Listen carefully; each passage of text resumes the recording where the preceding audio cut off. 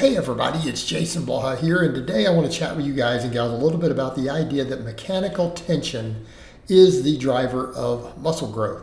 And when I say that, I'm not talking about what you see me do for these first couple clips. You're going to see me do some heavy squat, bench, and deadlift.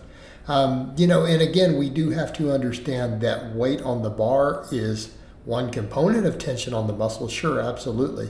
But, when we get into this idea, people start thinking, oh, so just moving the heaviest weight possible.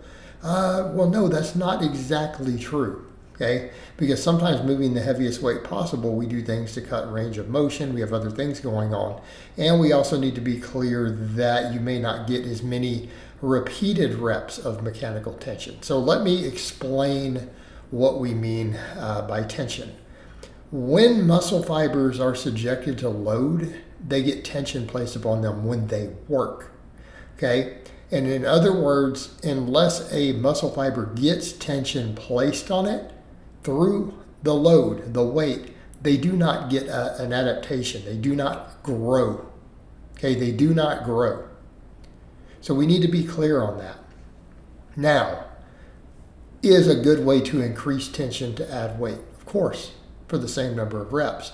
But you also have to keep in mind we need to make sure that for any muscle fiber to grow, it does need to be trained multiple times, right? It needs to have a number of repetitions, and up to a certain extent, if you can make a muscle fiber get 5 or 10 or 12 repetitions that completely fatigue it throughout the course of a workout, it's going to get better growth stimulus. So again, understanding that. So again, when we're talking progressive overload, yes, getting weight on the bar is a factor. But you have to create fatigue in order to get tension on all the muscle fibers. And you need to actually work them through the ranges of motion where those muscle fibers work.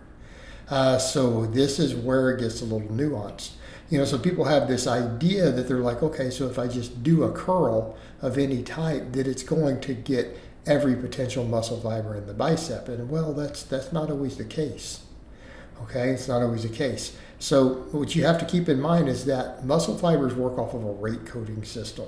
So in other words, for a muscle fiber to recruit, it has to have no other choice. In other words, you have to be subjecting the muscle to a load it's not capable of lifting with the muscle fibers that are already in use before it will activate new ones. Okay, so in other words, all the slower twitch fibers will start activating immediately, and you have a whole sequence of muscle fibers of about 20 plus different types. They get faster and faster twitch as they go up the chain. It recruits them in order. So if a weight or a movement, because walking is a weight, right? If a movement cannot be performed with the muscle fibers you're utilizing, what happens? It will start activating more until they fatigue. And it will go up that chain to the faster and faster and faster twitch fibers. Once a weight, and say with a 10 rep max or a 12 rep max, you're not going to recruit most of those muscle fibers on the first few reps. And a lot of people don't know that. They're not going to be activated. You're going to deal with the more endurance and intermediate fibers. And as you get closer to muscle failure, as it gets harder and you generate more fatigue, more of those muscle fibers are going to activate. You're going to start getting those deeper fibers. I've heard some people describe it that way, some bodybuilders and bodybuilding coaches, but essentially it's the fastest twitch fibers. The most explosive ones that are capable of producing the most force. Your body doesn't like to use those fibers. It only uses them when it has to. So you got to get fairly close to failure. You have to fatigue the other muscle fibers.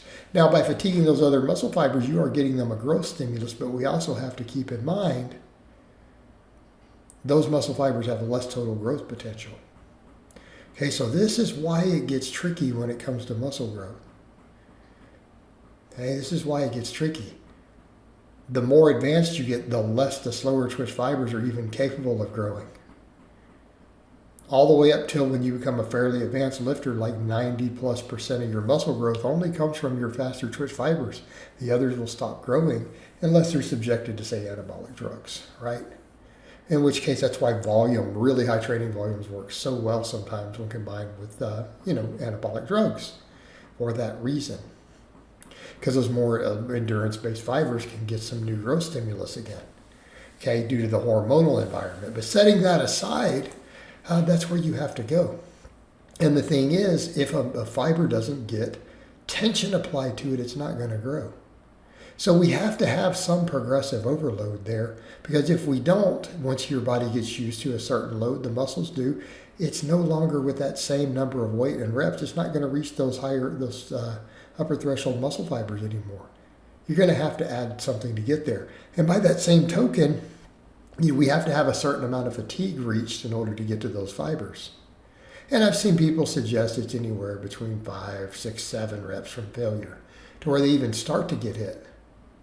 This is why when you go to failure, even the studies that look at muscle failure versus a few reps away, there's slightly more muscle growth from it on a set per set.